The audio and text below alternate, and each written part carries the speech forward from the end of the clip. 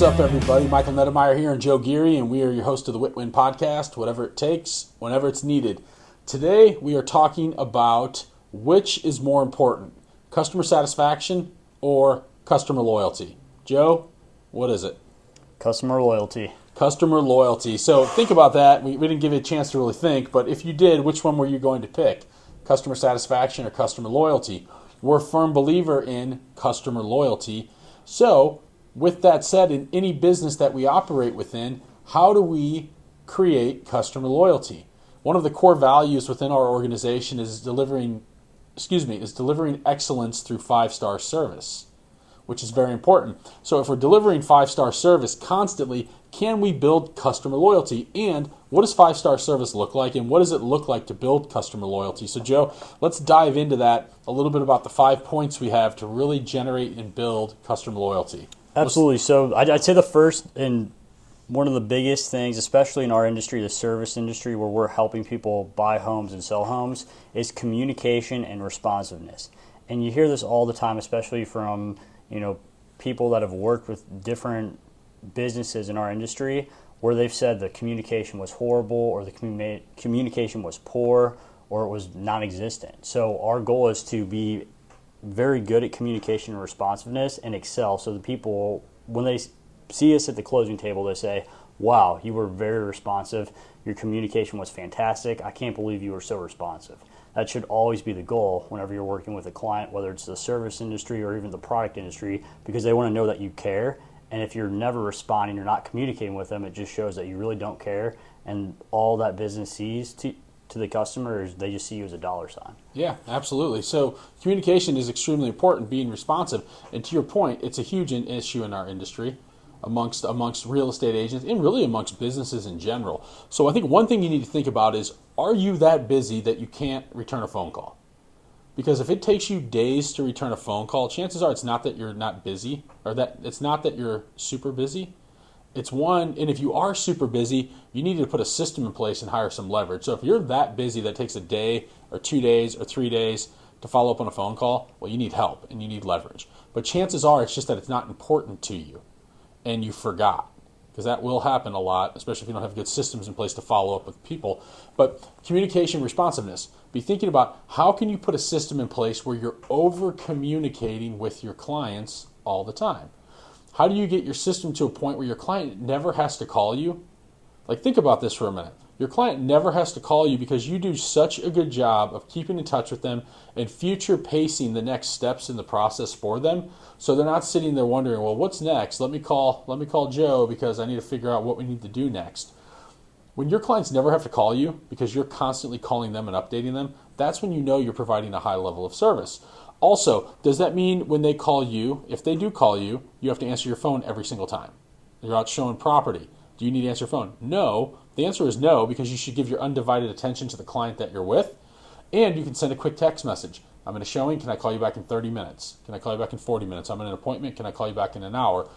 If you do those things, your client's not going to be sitting there like wondering, why haven't they called me back? What's going on? Because if there's something pressing to a client and it takes an hour to respond, that's a long hour for that client if it's something super urgent, because that's all they're focused on. Even though it might not be that big of an issue, it is to them, because that's something else I feel like a lot of people in our industry take for granted, is that we do this every day. Your client buys a house once every 10 years or so. So this is a big transaction to them. It's a big deal. And although you're operating every single day in this industry, they're not. So being able to future pace communication, over communicate with your clients, be extremely responsive is one way where you're going to really build customer loyalty. So when you're sitting at the closing table, as Joe mentioned, they could say, wow, that was a fantastic experience. And then they're going to go out and tell family and friends. You're going to build repeat referral business. What's the second one, Joe? So the next one we have is keeping promises and sticking to them. And I think this is a super important one, because there's a ton of businesses and people, for that matter, that always make a big promise, pie in the sky, and they just completely flounder it and do not deliver it. I agree. So keeping promises and sticking to them. So you've heard the saying, under promise and over deliver. I don't like that saying, because what it says is I'm going to promise you kind of mediocre or average, and then if I do a good job, a really good job, you're going to be impressed. But if I don't do a good job, not the end of the world, because I only promised you average to begin with. So how do you overpromise and overdeliver? And it starts with keeping promises and sticking to them. So if I overpromise on my service, but then increase my action enough to stick to them and make it happen, I'm going to provide a 5-star service and a wow experience for people, again, that is going to help build my repeat and referral business. So if I tell somebody what I'm going to do, and this is a big thing too, that people, the law to customer service here is simple. It's tell somebody what you're going to do it, and this is the thing that most people miss, then tell them you did it. Because what most people do is they tell a client, hey, I'm going to take care of this for you. They take care of it immediately. Let's just say it's Friday at 11 a.m. right now, 11:30 when we're recording this. And I tell you, Joe, hey, I'm going to take care of this. And I do it right away. But then I don't circle the loop and close the loop and tell you that I did it. And then all weekend goes by, and then your client calls you on Monday and says, hey, did you take care of that? Oh, yeah, I handled it right away as soon as we hung up the phone on Friday. Well, you did it right away, so you thought you were providing great service. And in their mind, it took you 2 days. It took you all weekend because you just simply didn't, I'm not saying you in person, I'm just using an example, but you didn't close the loop with them. So now in their mind, it took 2 days or 3 days to get something done that probably was very simple, that could have been done right away, that was done right away. But the fact that they didn't know it was done right away, in their mind now, it was not good service because it took 2 days to get that priority done.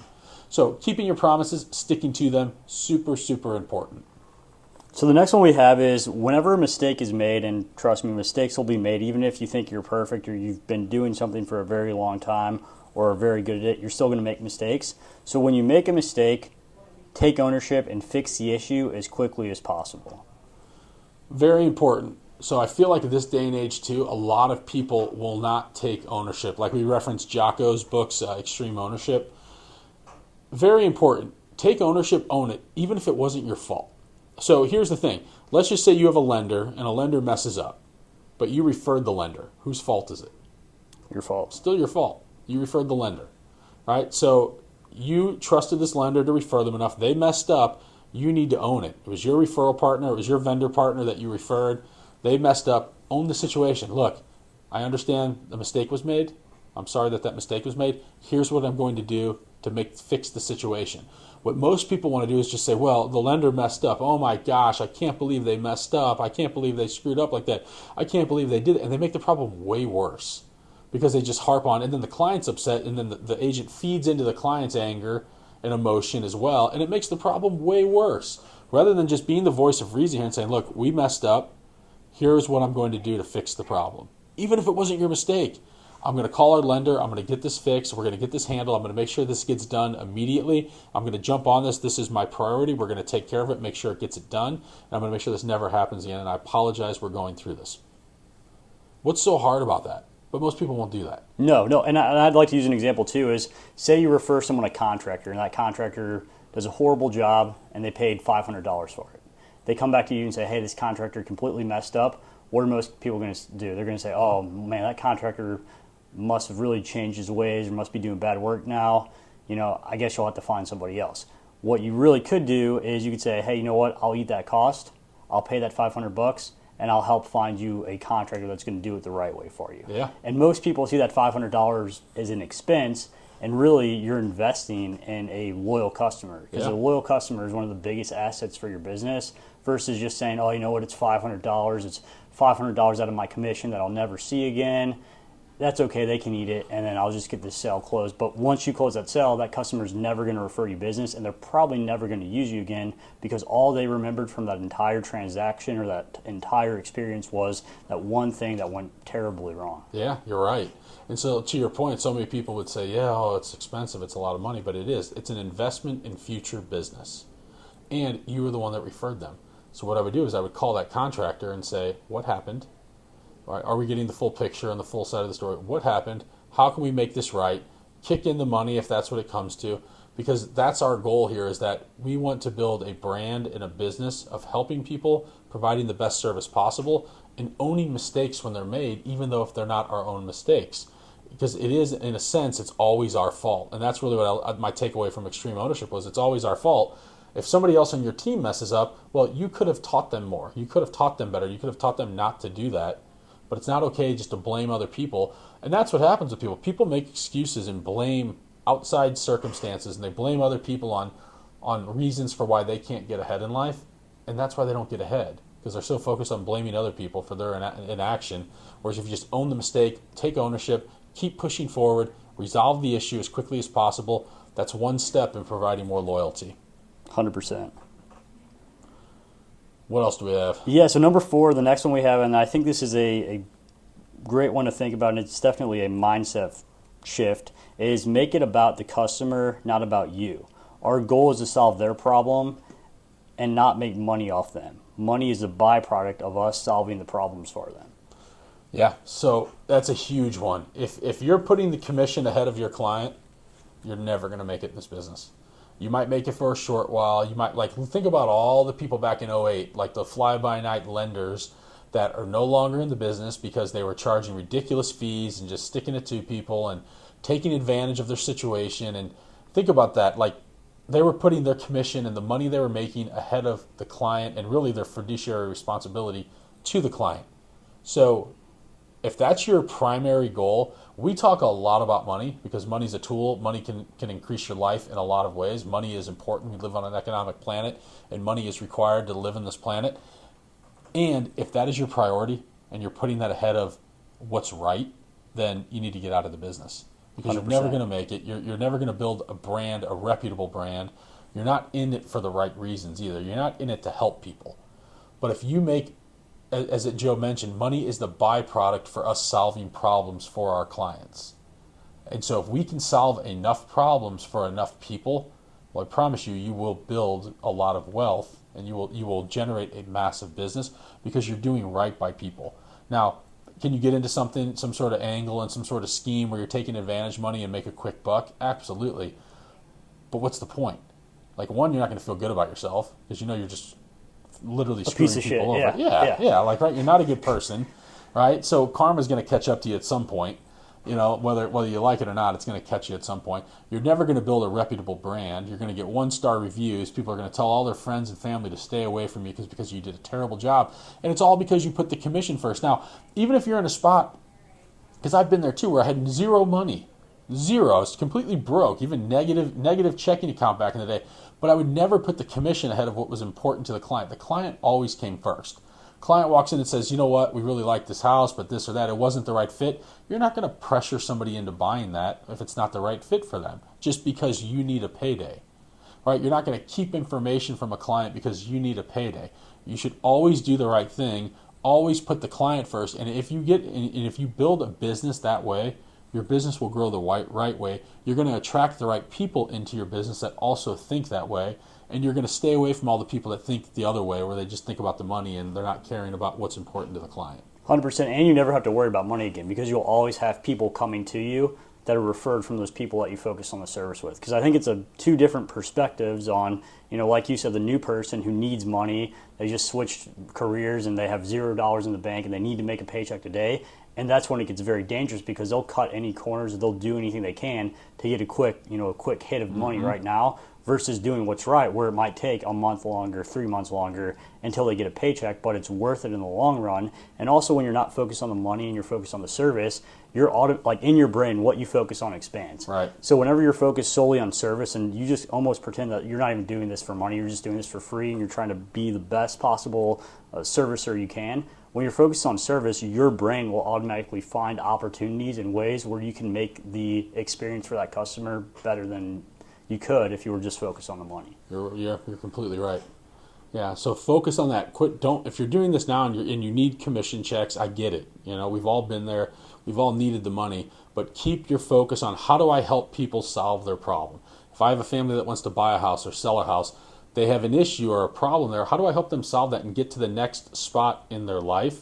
The commission's secondary. You will get paid. You will increase income. You will generate income if you help enough people solve enough problems. And also, if you're in that spot too, if you just have one person, that's your other problem. You need to talk to more people. And if you were working with 5 different people, you wouldn't have that problem versus just working with one, because chances are 1 out of those 5 people will be ready to do something immediately versus one person. Their time frame might be 3 months or even 6 months, so you don't want to cut that in half for your own personal gain. Yeah, you're right. From keeping a full pipeline, off subject from the customer loyalty here, but a full pipeline is super important because if you have one client, you have one of one, and if that deal dies, you're in trouble. right? If you have 4 or 5 clients, one deal dies, not the end of the world. You still have 4 or 5 more opportunities to go close. So to Joe's point, make sure you keep your pipeline full. And if you start getting busy with a client or 2 clients, continue to do the activities to keep lead generating in order to keep building your pipeline. But back to it, Joe. Our last and final one for building client loyalty or creating client loyalty. What do we have? So be an expert and know what you're doing, and also know the market or the industry that you're in. Super important. So take the real estate industry. How many people in real estate would truly consider themselves an expert on the market? What are we doing to study the market? What are we doing to know the market? What are we doing outside of reading headlines on national news, where right now they're saying the market is terrible in some instances? Real estate is very local.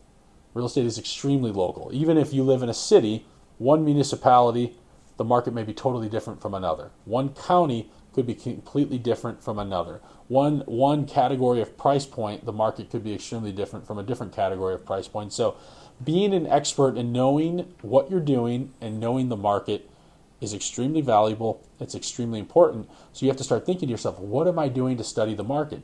Am I going out and previewing homes? If I'm in a different industry, what am I doing to become the best, most knowledgeable professional in my industry that I possibly can? What am I reading? What am I studying? What am I learning? What am I articulating to my clients? What message am I sending to my clients to show them that I have value and I know about the market because I am an industry expert? Or are you just somebody in real estate that just opens doors? Says, let me know what you think. Are you educating people on interest rates and what to do to buy down their interest rate right now if they can? Are you educating them how to structure an offer and put it together to make it show the best possible offer if they're competing against 3, 4, 5, 6, 10 other offers?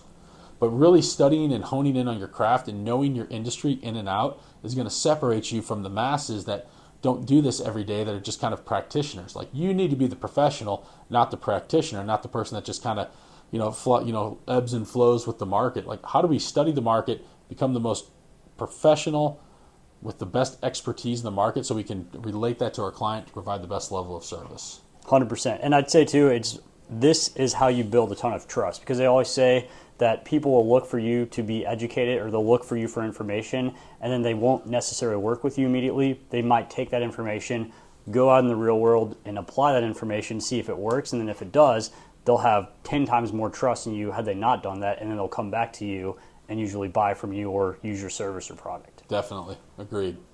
So very important. So if we need to recap our 5 steps, creating client loyalty: communication and be responsive. Number 2, keep promises and stick to them. Number 3, when mistakes are made, which they will, you need to take ownership of it and fix the issue as quickly as possible, even if it wasn't your direct mistake. Own it, figure out a way to fix it, come up with a solution. Number 4, make it about them, not us. Our goal is never to solve problem. Our goal is to solve their problem, not make money off them. Money is the byproduct of solving problems for them. And be an expert. Know what you're doing, know the market. If you focus on those 5 things, your business will increase, your customer satisfaction, and more importantly, your loyalty to your clients. And that's ultimately what you want to generate, is raving fans, people that go out and just want to tell the world about your service and what you did to help them. So anytime they hear somebody needing your product or service, they're going to immediately think of you.